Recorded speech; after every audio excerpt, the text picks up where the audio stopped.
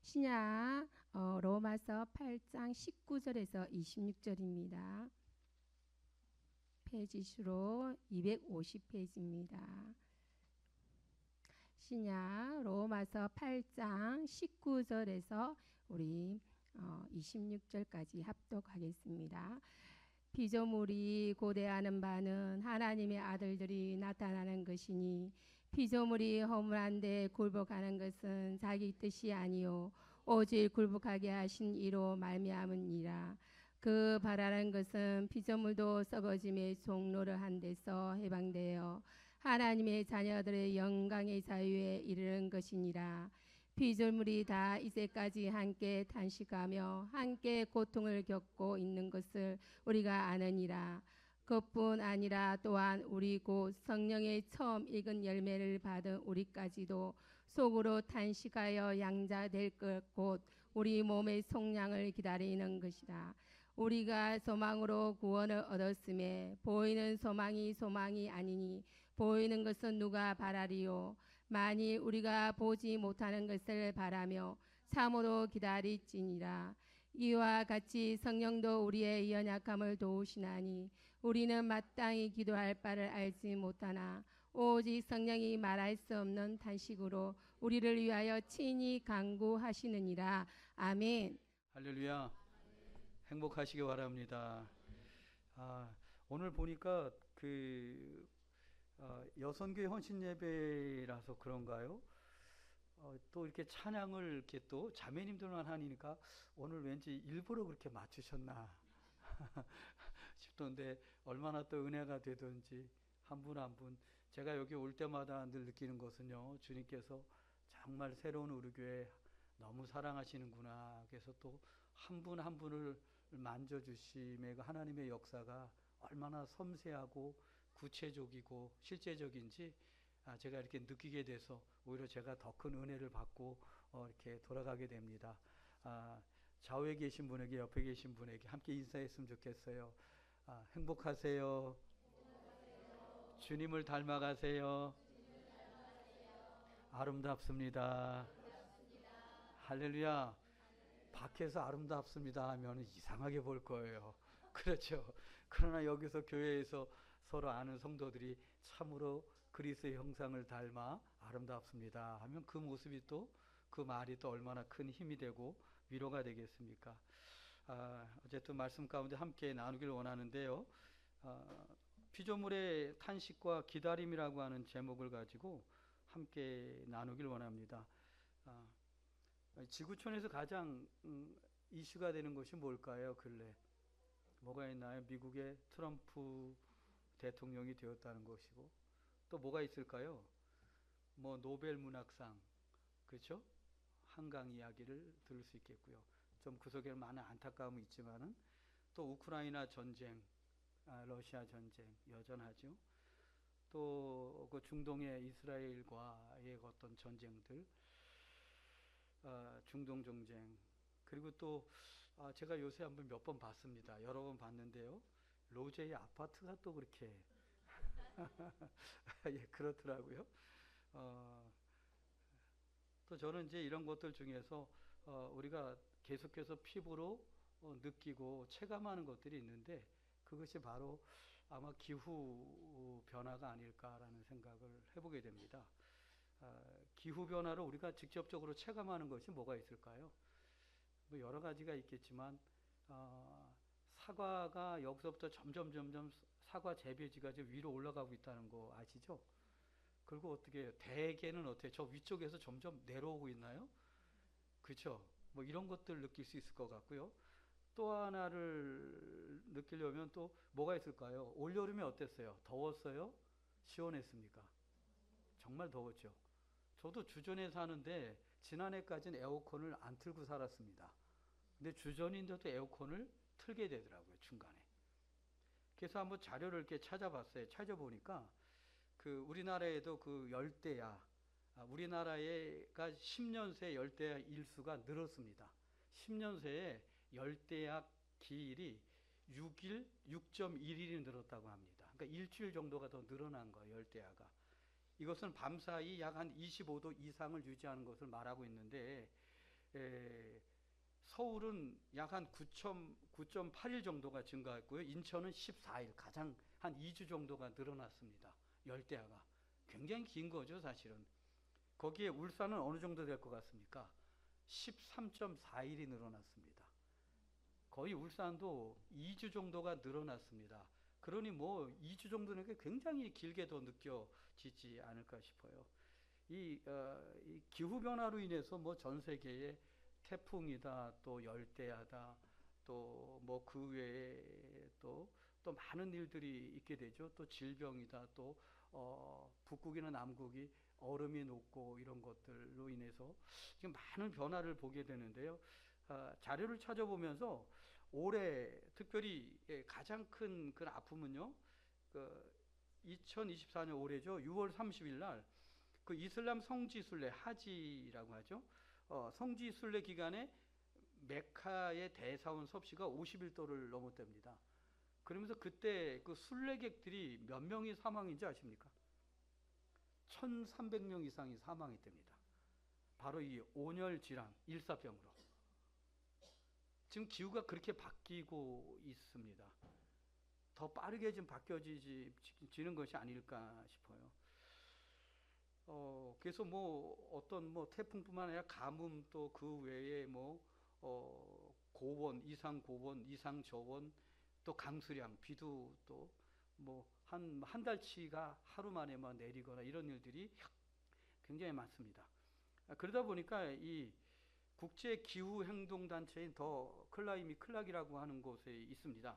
근데 그곳에서 이제 조사를 했어요. 이 기후에 대해서. 그래서 지구 평균 온도가 산업화 이전, 그러니까 예를 들어서 1850년부터 1900년도보다 지금 현재 1.5도가 이제 그때보다 이제 계속 상승하고 있는데요.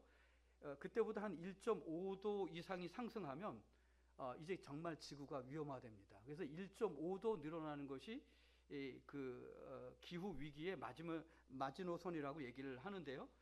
근데 그때까지 상승하기는 이게 올해 나온 겁니다만 4년 정도밖에 안 남았대요.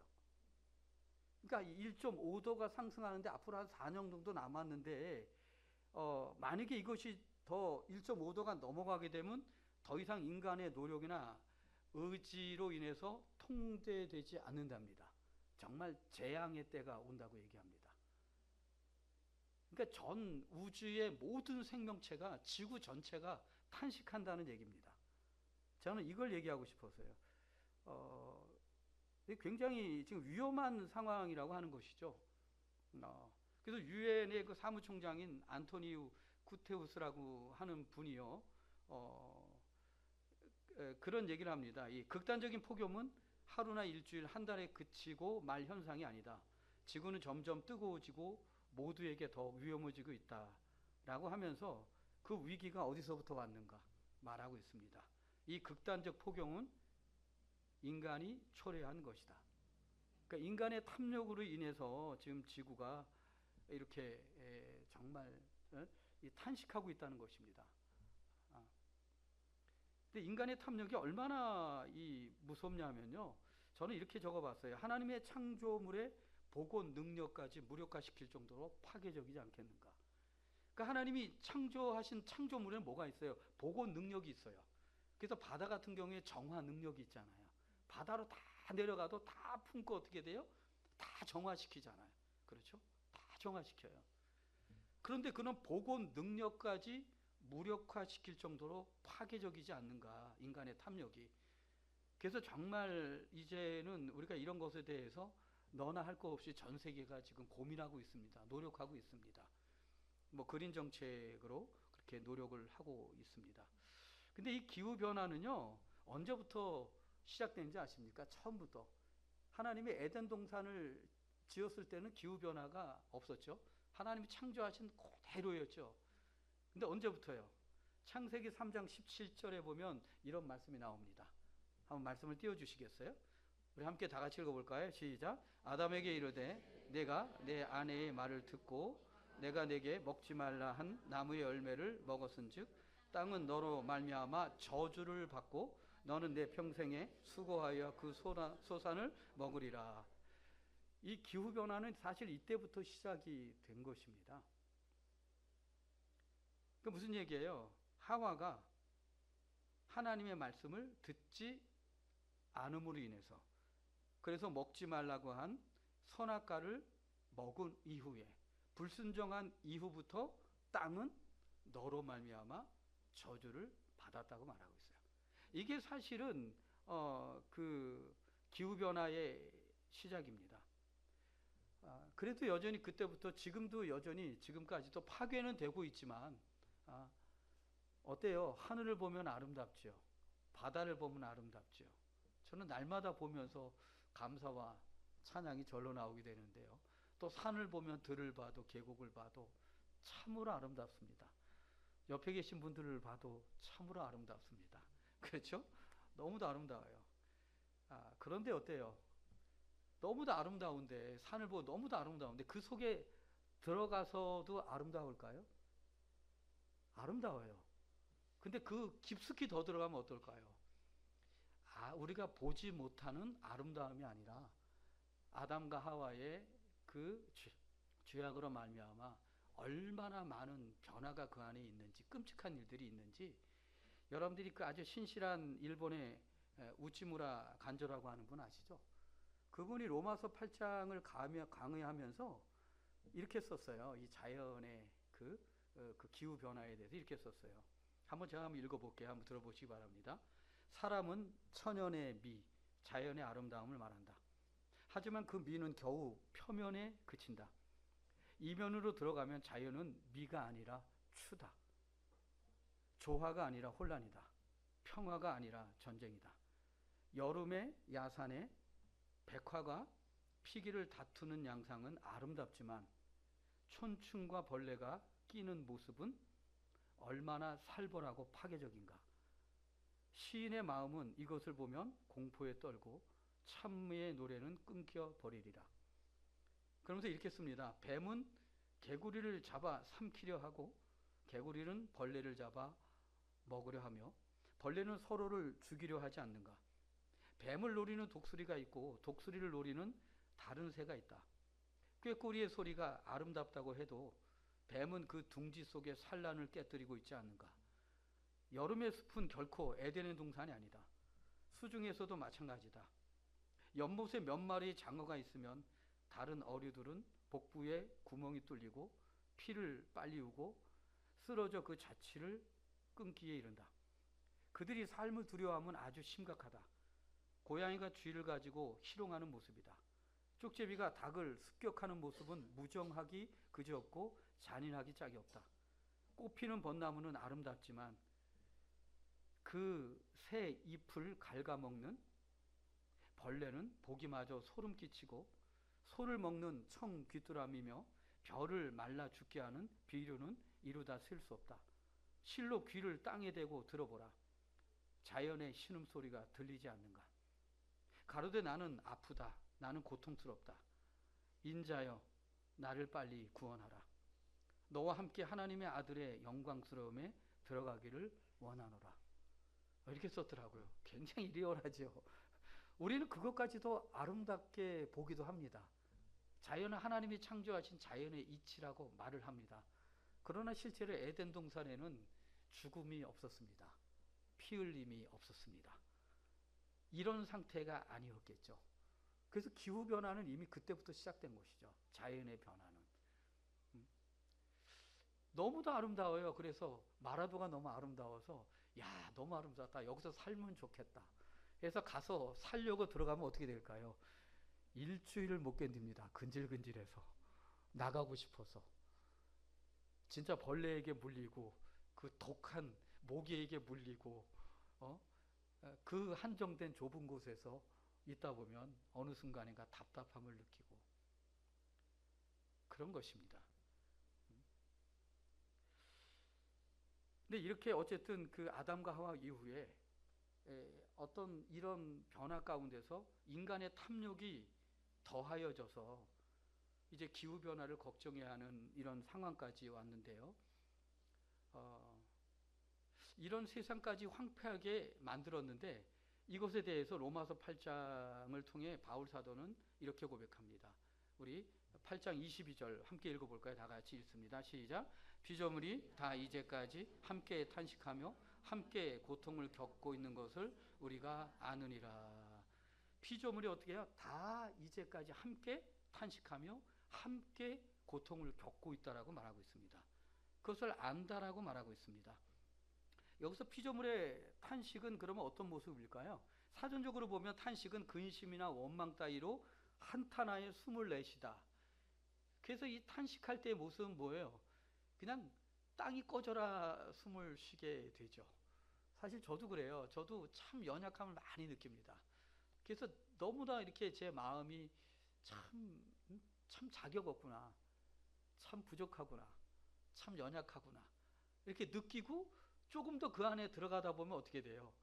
그냥 저도 모르게 이렇게 땅이 꺼져라 숨을 쉬는 저 자신을 보게 됩니다. 이게 또 다른 저의 모습인데, 또 오늘 또 이 찬양 리더자가 고백한 것처럼 저에게 큰 위로가 됐습니다. 저도 역시 그 연약함 때문에 주님을 더 찾게 되니까 말입니다. 그런데 성경적 의미로서의 그 피조물의 탄식은요, 이런 뜻을 가지고 있다 그래요.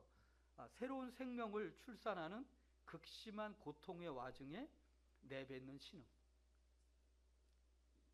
그러니까 어미가 잉태한 다음에 이제 출산할 때, 새로운 생명을 출산할 때 극심한 고통의 와중에 그 내뱉는 신음. 대부분의 어머니들은 이렇게 해산할 때 어떻게 하든지 이를 악물고 참잖아요. 소리 안 내려고. 그러나 그런 와중에도 결국은 견딜 수 없는 고통 가운데 자연스럽게 내뱉게 되는 신음. 그 신임이 여기에 성경에 나와 있는 탄식이라고 말을 하고 있습니다. 그런데 말이죠, 이런 탄식하는 피조물이 고대함됩니다. 기다린답니다. 누구입니까? 이게 참 중요한데요. 19절 우리 다 같이 읽어봅시다. 시작. 피조물이 고대하는 바는 하나님의 아들들이 나타나는 것이니. 여기서 하나님의 아들들은 그냥 아들만 얘기하는 게 아닌 거 아시죠? 모든 하나님의 사람들을 얘기하는 것입니다. 성도들을 얘기하는 것입니다. 모든 피조물은요, 하나님의 아들들이 나타나기를 기다립니다. 가슴에 놓고 저를 따라합니다. 모든 피조물은 바로 저를 기다립니다. 준비되셨습니까? 갑자기 아멘 하시는 분들이 있는데 갑자기 작아지는 느낌? 저도 그래요, 솔직히. 근데 그것을 인정하는 게 중요할 것 같아요. 자기가 어떤 모습을 하고 있는지 알아야 소망이 있지 않겠습니까? 더 주님 앞에 여지가 있고 또 소망을 갖게 되지 않을까 싶어요. 그래요. 모든 피조물들은 그렇게 하나님의 자녀들을 기다립니다. 그래서 하나님의 자녀들이 오면 어떻게 변하기 때문에 그럴까요? 그것이 이제 21절에 말하고 있습니다. 21절 우리 함께 읽어봅니다. 시작. 그 바라는 것은 피조물도 썩어짐의 종노릇한 데서 해방되어 하나님의 자녀들의 영광의 자유에 이르는 것이니라. 아멘. 두 가지입니다. 해방과 자유가 주어진다는 거예요. 모든 피조물에게도 마찬가지라는 것입니다. 썩어짐의 종노릇한 데서 해방되는데, 이 해방과 또 영광의 자유, 하나님의 자녀로서의 영광의 자유에 이르는 것이라고 말하고 있습니다. 그래서 저는 굉장히 좋아하는 말씀이 여러 군데가 있는데요. 로마서 14장 10절 말씀을 참 좋아합니다. 하나님의 나라는 먹고 마시는 것이 아니라 성령 안에 있는 의와 평강과 희락이라 라고 하는 말씀과, 또 진리가 누구십니까? 예수님이시죠? 그렇죠? 그래서 예수님이 말씀하셨잖아. 내가 곧 길이요 진리요 생명이니. 그러니까 진리가 너희를 어떻게 해요? 자유케 하리라. 너무너무 중요하죠. 항상 기도할 때 성령 하나님 오셔서 우리 영혼 육체를 회복하시고 의와 평강과 희락을 이 땅에서 하나님의 나라로 경험하게 하시고 진리신 예수님 안에 자유로운 영혼이 되어 살게 하옵소서. 할렐루야. 제가 평상시에 늘 기도하는 것 중에 하나가 그겁니다. 아주 중요한 것은, 그래서 하나님의 자녀들이 오게 되면요, 비로소 모든 피조물들의 탄식이 끝나고 썩어짐의 종노릇한 데서 해방과 자유를 맞이하게 된다라고 하는 것입니다. 썩어짐의 종노릇이란 여러분들이 그냥 말 그대로 받으면 좋을 것 같아요. 그냥 노예, 신분의 상태에 빠지게 된다는 것이죠. 죄의 속박 가운데 스스로가 아니라 비자의적으로 굴복하여 끌려가는 상태를 말하고 있죠. 그러니까 사단에게 죄의 종이 돼요. 많은 사람들이 그렇게 살고 있습니다. 하다못해 하나님의 자녀들까지도 그런 모습 속에서 신음하고 탄식하는 영혼들이 얼마나 많은지 모릅니다. 그런데 말이죠. 근데 그렇기 때문에 모든 피조물들이 하나님의 자녀들을 고대하고 기다리는데 해방과 자유를 위해서. 그런데 문제는 뭐냐면요. 피조물이 고대하며 기다리는 그 하나님의 자녀들인 성도들이 정상이 아니라는 거예요. 바울이 보기에 당시 시대에 그랬다는 것입니다. 그래서 이렇게 고백하고 있어요. 23절 다 같이 읽어봅니다. 시작. 그뿐 아니라 또한 우리 곧 성령의 처음 익은 열매를 받은 우리까지도 속으로 탄식하여 양자 될 곳 곧 우리 몸의 속량을 기다리느니라. 성령의 처음 익은 열매를 받은 우리들까지. 누구를 얘기하고 있어요? 저와 여러분들 얘기하는 겁니다. 예수님께서 오셔서 이제 예수님이 참 하나님이시구나 라는 것을 알고 영접하고 그래서 구원받아서 예수님이 그리스도의 성령으로 내 안에 와 계신데도 불구하고 우리는 때때로 어떻게 해요? 우리까지도 속으로 탄식하고 있다고 말하고 있어요. 원죄를 가지고 있는 우리는요, 천국 갈 때까지 하나님의 나라와 이 탄식 두 가지를 같이 경험하게 될 거예요. 계속해서. 참 안타깝죠.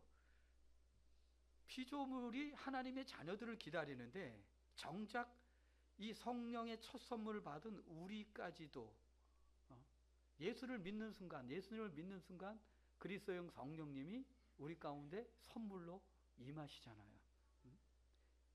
근데 그런 자녀들까지 속으로 탄식하고 있다라고 말하고 있어요. 그러니 모든 피조물에게 소망이 있겠습니까? 없겠습니까? 네. 지금 세상의 모습이 저는 그렇지 않을까 싶어요. 멀리 볼 필요도 없고 우리나라를 보면 느껴지지 않습니까? 이 나라에 특별히 한국교회가 얼마나 대단했습니까? 지금도 대단합니다. 그런데 얼마나 지금 영적 전쟁 가운데서 교회가 어려움을 겪는지 몰라요.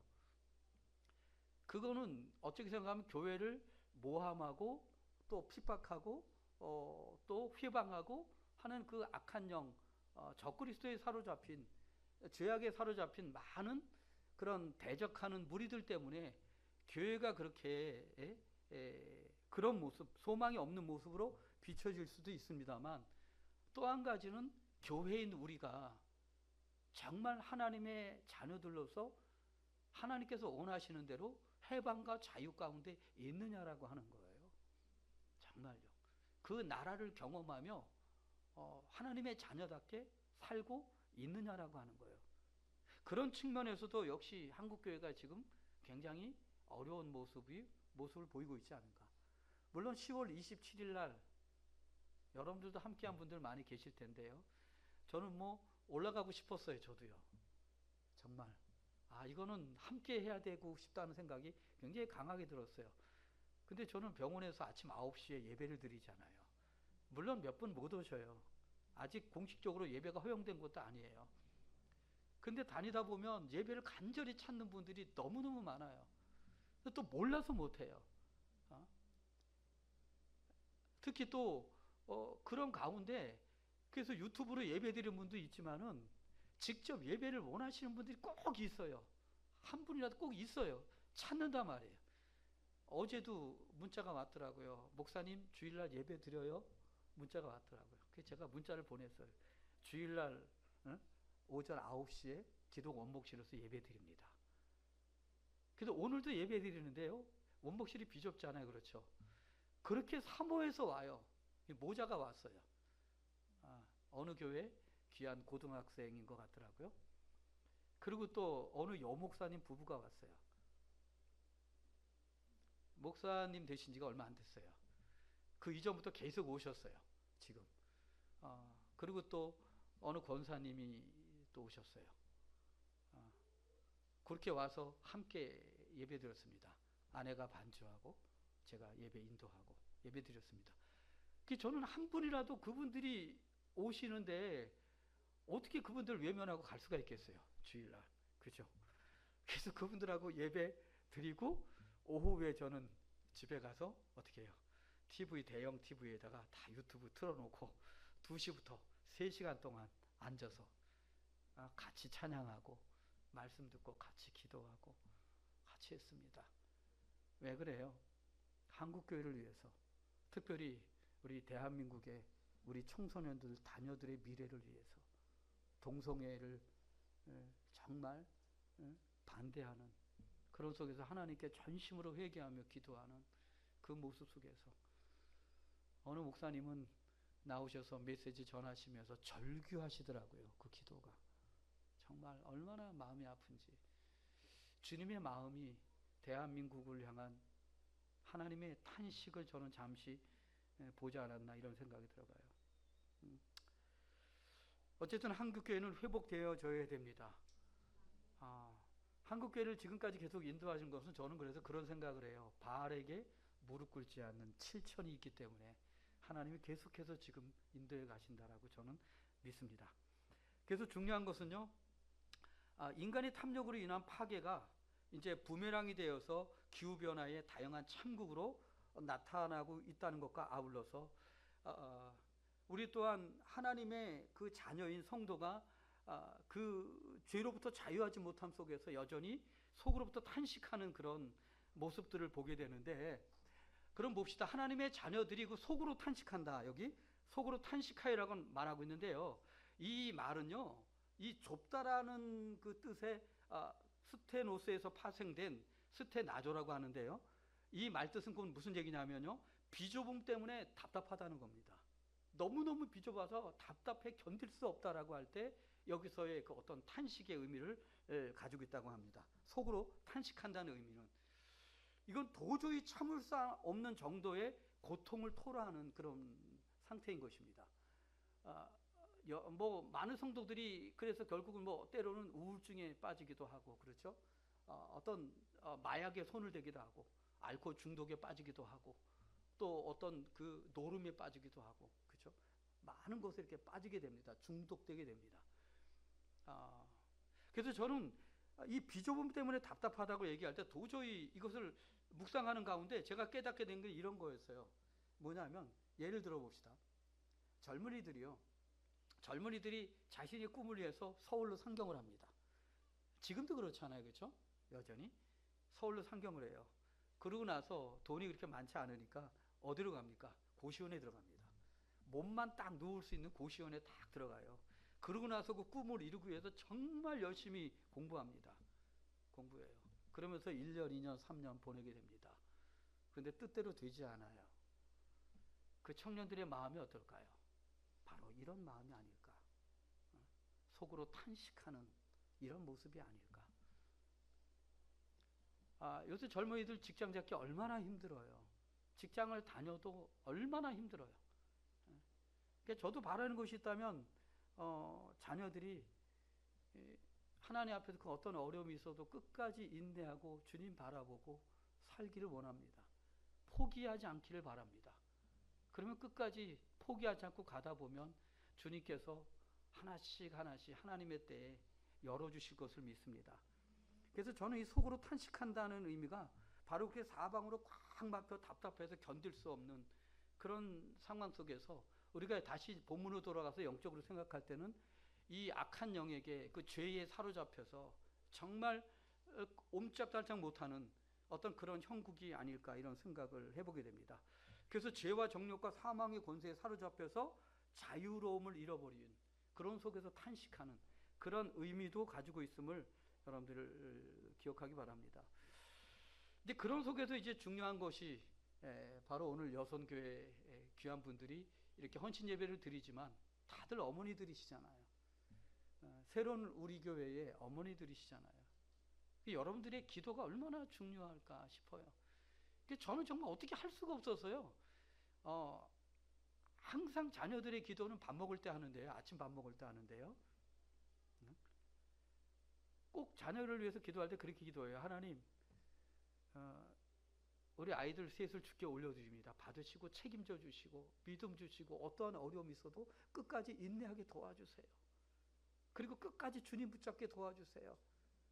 그 가운데 주님을 깊이 만나게 하시고 하나님이 평생 책임지는 우리 자녀들 되게 해주세요. 밥 먹을 때는 꼭 이 기도를 하게 되더라고요. 예. 그냥 부모로서 안타깝잖아요. 예. 그렇습니다. 그래서일까요? 여러분들이 그 바울도요, 자신의 한계를 느끼며 인간이 얼마나 연약한지, 하나님의 자녀라고 할지라도 예수님을 믿어도 여전히 얼마나 연약한지 바울은 이렇게 고백합니다. 로마서 7장 23절 24절. 여러분들이 너무너무 잘 아시는 말씀일 텐데요, 함께 읽어봅니다. 내 지체 속에서 한 다른 법이 내 마음의 법과 싸워 내 지체 속에 있는 죄의 법으로 나를 사로잡는 것을 보는도다. 오호라 나는 곤고한 사람이로다. 이 사망의 몸에서 누가 나를 건져내랴. 이것이 인간의 한계라는 거예요. 자기는 말씀대로 살고 싶은데 하나님의 자녀로서 제대로 살고 싶고 제대로 그 나라를 누리며 그렇게 살고 싶은데 하루를 되돌아보면 아니라는 것이에요. 자기가 여전히 자신의 마음대로 되지 않는, 여전히 또 죄에 사로잡히는 그런 자신의 모습을 바울 또한 보고 있음을 고백하고 있는 것이에요. 이게 인간의 한계입니다. 그래서 저는요, 이 탄식에 대해서 한번 두 가지로 정리해 봤어요. 인간의 욕심으로 자연 환경이 황폐화되었기 때문에 탄식하는 것이고, 세상의 모든 피조물들은, 사람은요, 죄악으로 영적 환경이 황폐화됐기 때문에 탄식하는 것이다. 인정하십니까? 정말 그래요. 세상의 모든 피조물들은 사람들의 탐욕으로 인해서 파괴되니까 그 황폐함 속에서 탄식할 수밖에 없는 것이고, 사람들은 정말 그 죄악으로 인해서 영적 환경이 파괴되니까 황폐에 대해서 탄식할 수밖에 없는 것이죠. 우리도 그렇잖아요. 저 역시도 제 속에 황폐함을 느낍니다. 그래서 때로는 원망도 합니다. 때로는 너무너무 부끄러움을 느끼기도 합니다. 때로는 스스로가 자격을 논하기도 합니다. 근데 그럴 때마다 하나님은 또 다른 방법으로 위로하시더라고요. 여전히 내가 너와 함께하고 있다. 여전히 내가 너를 사용하고 있다. 어제 문자를 한 통 받았어요. 어떤 문자였냐면요, 일주일 전일 거예요. 어느 분이 선교사님이신데 외국 분이세요. 이분이 한국말을 떠듬떠듬 하세요. 근데 그분의 그 사모님이 이 사모님을 어떻게 이렇게 알게 됐어요. 알게 됐는데 그 선교사님이 저한테 연락을 왔어요. 제 장인어른 예수 영접시켜 주세요. 어디 계신데요? 했더니 울산 대학교 병원이 아니더라고요. 외부에 있더라고요. 그분이 얼마든지 예수님을 전해서 영접시킬 수 있었는데도 불구하고 저한테 전화가 온 거예요. 목사님이 오셔서 해주면 좋겠다고. 그래서 제가 어떻게 해요? 그래서 기도하면서 울산 대학교 병원이 아니라 또 외부긴 해서, 그래서 조금 망설이다가 네 알겠습니다. 그러면 시간 내서 가겠습니다. 그래서 목요일 오후에 갔습니다. 같이 갔어요. 갔더니 정말 이제는 말기암으로 거의 이제는 의식은 있으신데 너무도 힘든 상태에 이렇게 축축한 거즈를 입에 물고 계시더라고요. 이분이 한 80 되셨어요. 군 생활하면서 정말 애국자이시더라고요. 그래서 저는 가서 하나님께 먼저 기도하고 하나님의 뜻이 있다면 그 영혼을 구원해 주세요. 그러면서 가서 복음을 증거했어요. 그때 다 들으시고 혹시 제가 영접 기도를 하길 원하는데 따라 할 수 있으시겠습니까? 했더니 따라 하시겠대요. 그래서 제가 영접 기도를 제가 하는 영접 기도는 좀 길어요. 그거를 잘라서 조금씩 하는데 정말 힘겹게 정말 숨을 몰아쉬면서 아주 그냥 그것도 정확하게 따라 하시더라고요. 그래서 주님께 올려드리고 너무 감사했습니다. 돌아오면서 너무 행복했어요. 그분이 처음 뵙는 분이었어요. 근데 오죽했으면 선교사님이 영접 기도를 시켜도 되고 딸이 영접 기도를 시켜도 되는데 그게 안 됐던 거 아니겠어요? 그렇게 오랜 세월 동안 그 사모님이 또 얼마나 믿음이 좋은지 제가 알고 있거든요. 그러고 났는데 어제 문자를 받았습니다. 천국 가셨다고. 그래서 제가 너무 감사했어요. 너무너무 감사했어요. 저는 오히려 그런 것 때문에 제가 살아있는 이유를, 하나님의 자녀라는 사실을 또 확인하고 또 용기를 갖고 주의 길을 갈 수 있는 것 같습니다. 어쨌든 중요한 것은 모든 피조물의 탄식과 하나님의 자녀들의 탄식을 우리는 보게 되는데요. 하나님께서 이런 피조물의 탄식과 하나님의 자녀들의 탄식을 보시면서 하나님께서 어떻게 하시는지 아십니까? 특단의 조치를 취하셨어요. 저는 이렇게 말하고 싶어요. 정말 특단의 조치를 취하셨어요. 피조물의 그런 탄식과 하나님의 자녀들의, 사람들의 탄식을 바라보면서 하나님은 특단의 조치를 취하셨는데, 그게 뭐냐면요, 바로 로마서 8장 26절입니다. 우리가 함께 다 같이 큰 소리 읽어봅니다. 이와 같이 성령도 우리의 연약함을 도우시나니 우리는 마땅히 기도할 바를 알지 못하나 오직 성령이 말할 수 없는 탄식으로 우리를 위하여 친히 간구하시니라. 아멘. 두 가지 탄식이 나왔잖아요. 피조물의 탄식과 하나님의 자녀들의 탄식이 나왔잖아요. 그런데 그 두 탄식은 그들 스스로의 탄식이에요. 그러나 또 하나의 탄식이 있는데 바로 하나님의 특단의 조치인 탄식인 거예요. 바로 성령의 말할 수 없는 탄식이라고 하는 것이에요. 피조물이 탄식하고 있을 때, 신음하고 있을 때, 하나님의 자녀들이 정말 사로잡혀서 억눌려서 절망 가운데 있어서 신음하며 탄식하고 있을 때, 하나님은 특단의 조치로서 성령 하나님을 통해서 탄식하게 하셨다는 거예요.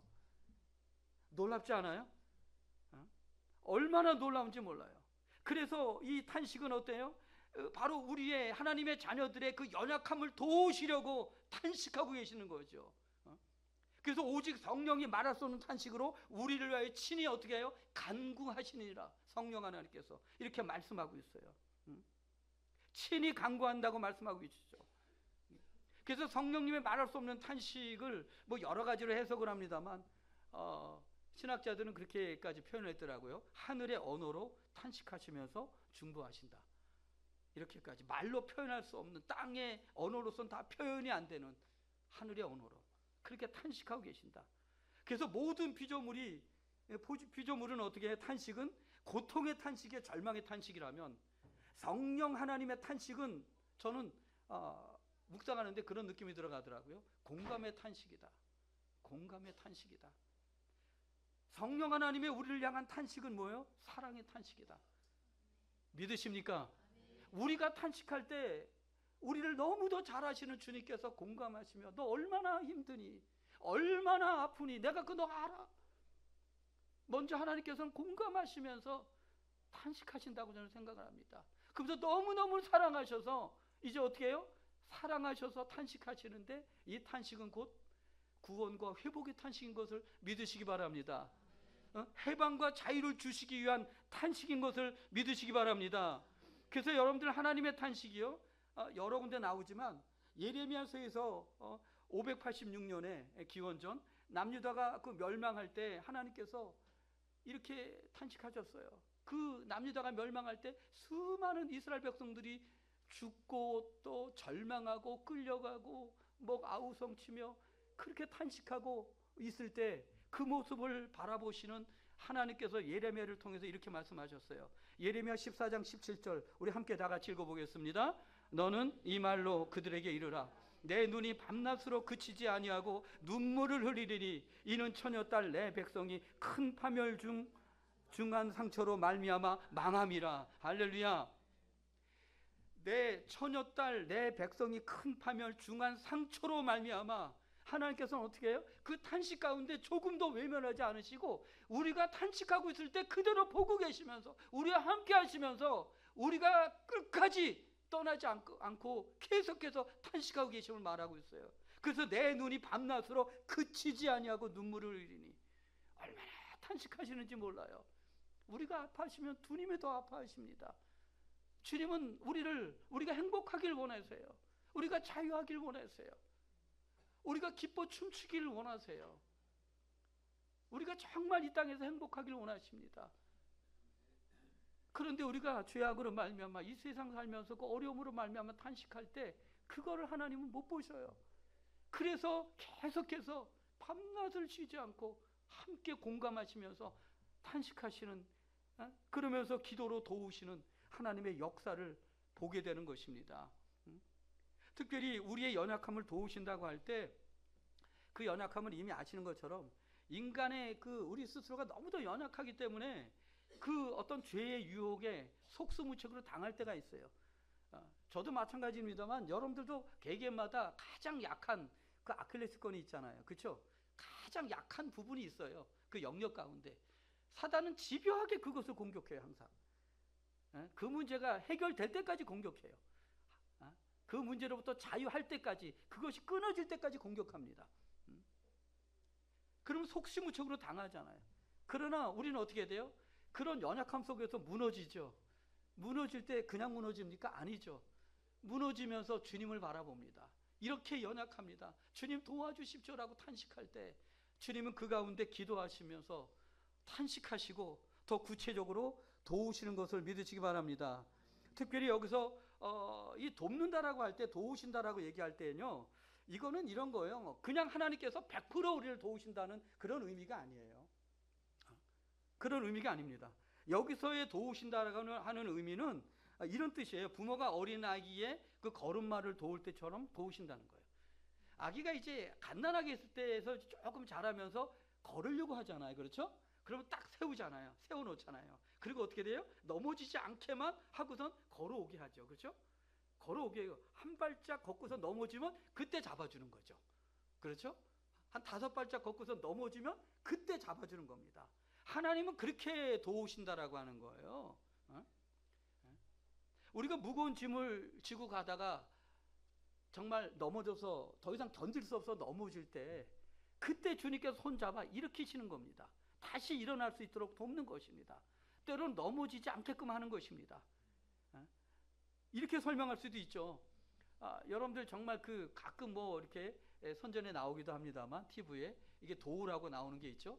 그 페이지를 잔뜩 실은 그 니어커에다가 그 어떤 할아버지가 앞에서 언덕을 끌고 올라가는데, 얼마나 힘들게 올라가는지 몰라요. 근데 어떻게 해요? 갑자기 그걸 본 젊은이가, 학생이 지나가다가 뒤에서 손을 대죠. 그렇죠? 조금만 힘을 줘도 올라가잖아요. 그렇죠? 하나님은 그렇게 도우신다고 하는 것이에요. 그렇게 도울 때 우리는 조금씩 성장함으로 스스로가 할 수 있는 역량을 주님 안에서 선물로 받게 되는 것입니다. 제가 병원에서 이렇게 병실을 다니면서 탄식하는 분들을 참 많이 보는데요. 어느 날은 제가 계속 기도해 줬던 청년이에요. 30살이었는데 그 어머니가 그러시더라고요. 딱 갔더니 벌써 표정이 달라요. 이 아들이 30살 정도밖에 안 됐는데 이렇게 얘기하더라고요. 아들이 아무것도 먹지 않고 재활도 받지 않으려고 해요. 어떻게 하면 좋아요? 완전히 엄마가 옆에서 간호를 해주는데 밥도 안 먹으려고 그러고 이제 재활도 안 간다 그러고 완전히 어린아이 투정 부리듯이 그러는 거예요. 그래서 제가 히브리서 11장 1, 2절 말씀, 믿음 바라는 것들의 실상이요 보지 못하는 것들의 증거라고 했어. 그러니까 이제 지금은 이렇지만 반드시 가까운 미래에 일어나서 걸어다니게 될 거야. 그 건강한 모습을 이미 하나님이 주셨다고 믿음으로 확신하고 열심히 제어를 받으시라고, 열심히 기도하시라고 제가 그렇게 말씀을 드렸습니다. 그래서 특별히 하나님은 우리를 너무도 잘 아시는데요. 로마서 8장 27절을 함께 읽어볼까요? 우리 다 같이 읽어봅니다. 시작. 마음을 살피시니가 성령의 생각을 아시나니 이는 성령이 하나님의 뜻대로 성도를 위하여 간구하심이라. 그렇습니다. 성령의 마음을 살피시는 이가 성령의 생각을 아시나니 이는 성령이 하나님의 뜻대로 성도를 위해 간구하심이라. 하나님은 우리를 너무도 개개인마다 너무도 정확하게 아셔요. 그래서 맞춤형으로 도와주시는데요. 특별히 성령의 생각이라고 할 때 로마서 8장 6절에는 그 영의 생각은 생명과 평안이라 그랬어요.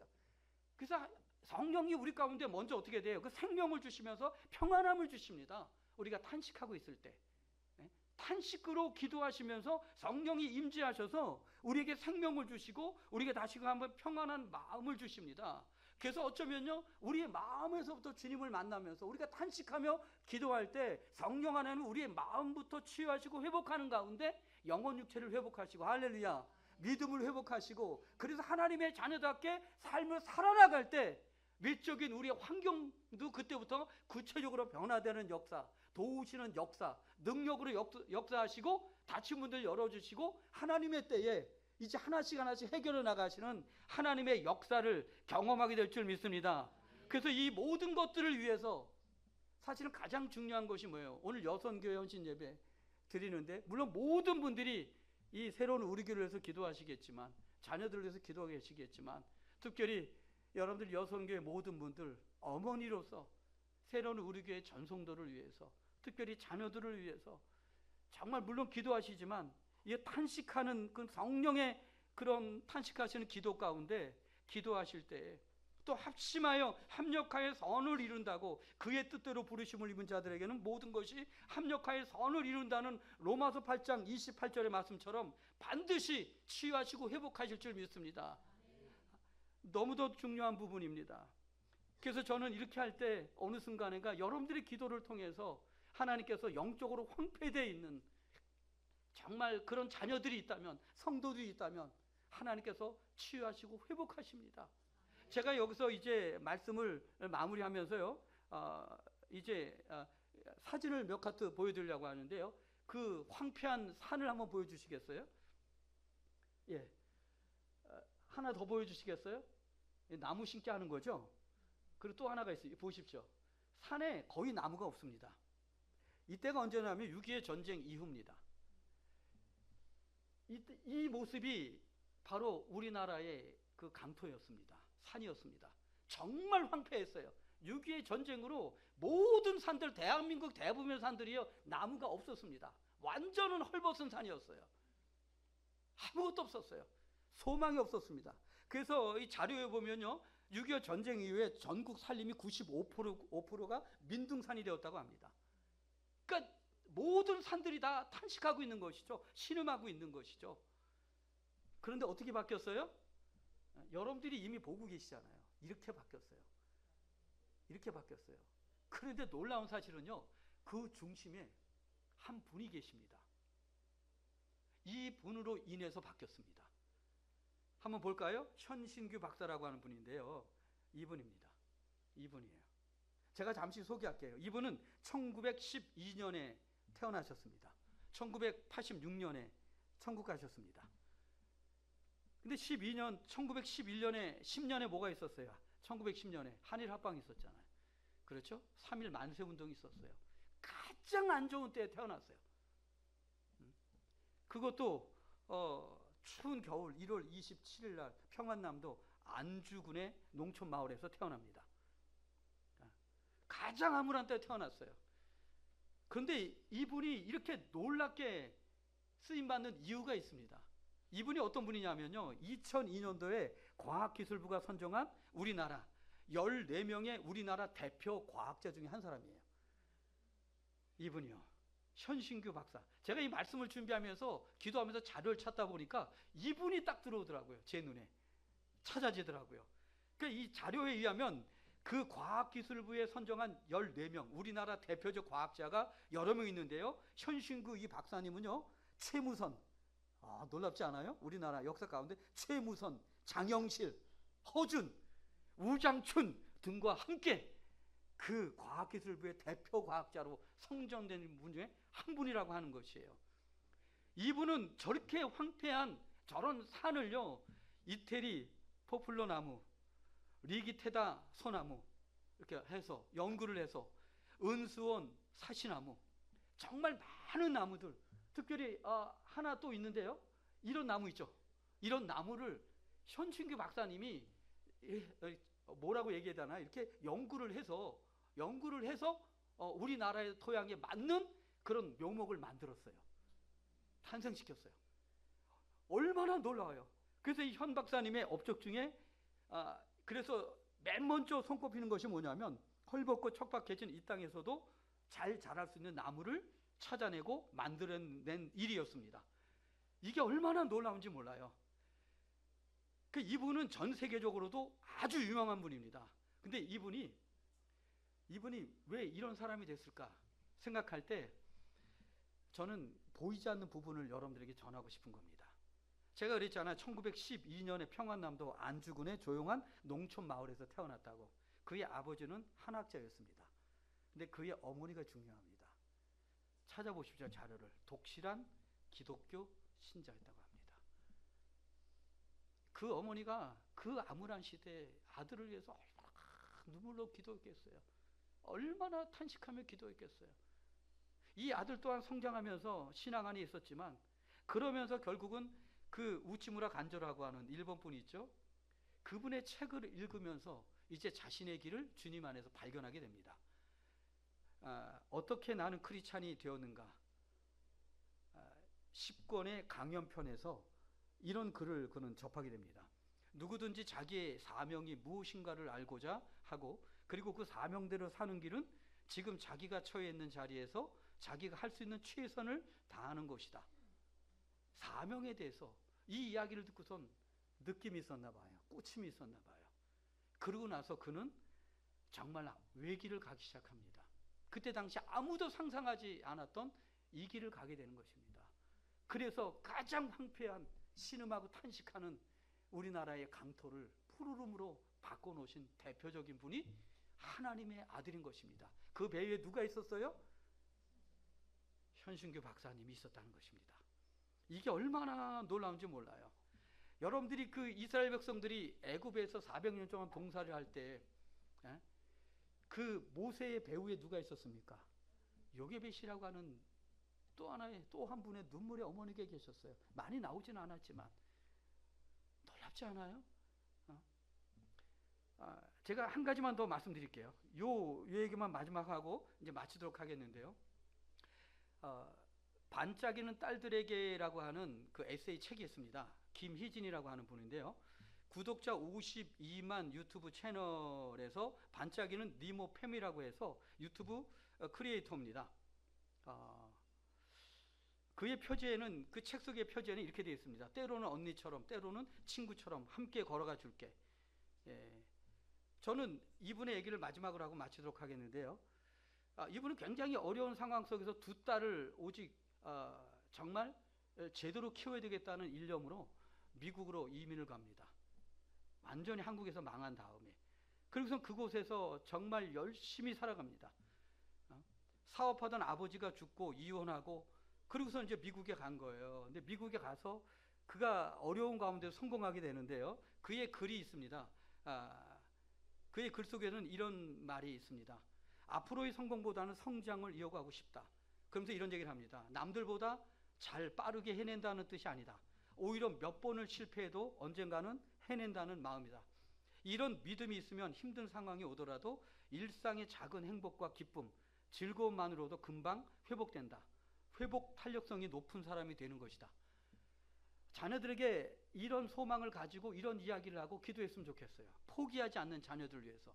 그러면서 그의 책 속에는요, 이 꾸민다라고 하는 본질에 대해서 말을 합니다. 사람들은 꾸미기를 좋아합니다. 아름다워지기를 소원합니다. 남자나 여자나 똑같죠. 그래서 좋은 옷을 입는다. 우리는 이런 식으로 우리는 꾸민다라고 생각하는데, 이분은 이렇게 썼어요. 꾸민다라고 하는 본질은 좋은 옷을 입는다는 것이 아니다. 나에게 공을 들이는 것이다. 사소하지만 매일 나에게 정성과 노력을 들이는 습관과 태도에 대해서 말합니다. 그래서 저는 이런 신앙의 습관과 태도가 쌓여서 어떻게 돼요? 나의 매력적인 사람으로 만들어준다라고 저는 이렇게 붙여봤습니다. 정말 이분의 얘기는 사소하지만 매일 나에게 정성과 노력을 들이는 습관과 그 태도가 쌓여서 나를 매력적인 사람으로 만들어준다라고 이 어머니는 말하고 있어요. 에세이를 통해서. 두 딸이 아주 잘 자랐습니다. 물론 왜 과정이 없었겠어요? 과정은 너무너무 힘들었겠죠. 전 특별히 자녀들을 위해서, 다음 세대를 위해서 많이 얘기합니다. 여선교회 헌신 예배를 드리며 정말 이곳에 여선교회 모든 분들은 새로운 우리 교회 기도의 어머니가 되신 줄 믿습니다. 또 우리 새로운 우리 교회 자녀들의 미래를 위해서 눈물로 탄식하며 기도하는 기도의 주인공이 될 줄 믿습니다.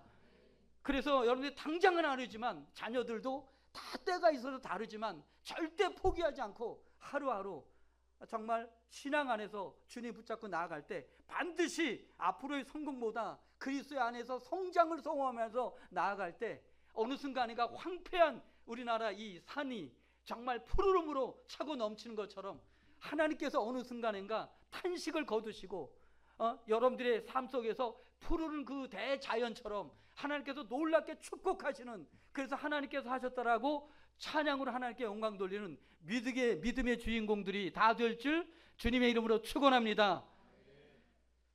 제가 이렇게 나이가 들다 보니까요, 요새 조금 마음이 많이 어렵더라고요. 할 수 있는 것이 점점 없어지는 것이 느껴지면서 이 서글퍼지더라고요, 솔직히. 그래서 그냥 너무 힘들더라고요, 마음이. 그래서 좀 아내에게도 좀 짜증도 내고 조금 더 힘들어하고 하나님 앞에 좀 원망도 해보고, 이게 제 모습이에요, 솔직히. 그런데 하나님께서 한 단어를 떠올리게 하시더라고요. 갱년기를 떠올리게 하시더라고요. 그러면서 또 다른 단어가 떠올리더라고요. 영적 갱년기에 빠지지 마라. 기도하고 변화가 없는 모습을 바라볼 때 여성교회 분들, 기도하시는 분들 낙심할 수 있습니다. 그렇죠? 근데 하나님이 저에게 말씀하시더라고요. 딱 떠오르더라고요. 더 이상 영적 갱년기에 빠지지 마라. 빠질 수는 있다. 하지만 영적 갱년기는 없다. 포기하지 말고 전심으로 기도할 때 하나님께서 책임져 줄 믿습니다. 그래서 하루하루를 우리 자녀들에게 그냥 주님 바라보고 걸어가라. 포기만 하지 말고 끝까지 주님 붙잡고 나가기 바란다. 내가 기도하고 있다. 새로운 우리 교회, 여선교회 모든 분들이, 어머니들이 기도하고 있다. 아버지들이 기도하고 있다. 그러니 절대 포기하지 마라. 끝까지 가라. 멈추지 마라. 하나님께서 반드시 회복하시고 열어주시고 해방과 자유를 주시고 축복을 주시고 하나님이 하셨다라고 고백하게 되는 믿음의 주인공이 다 될 줄 믿습니다. 우리 잠시 기도합시다.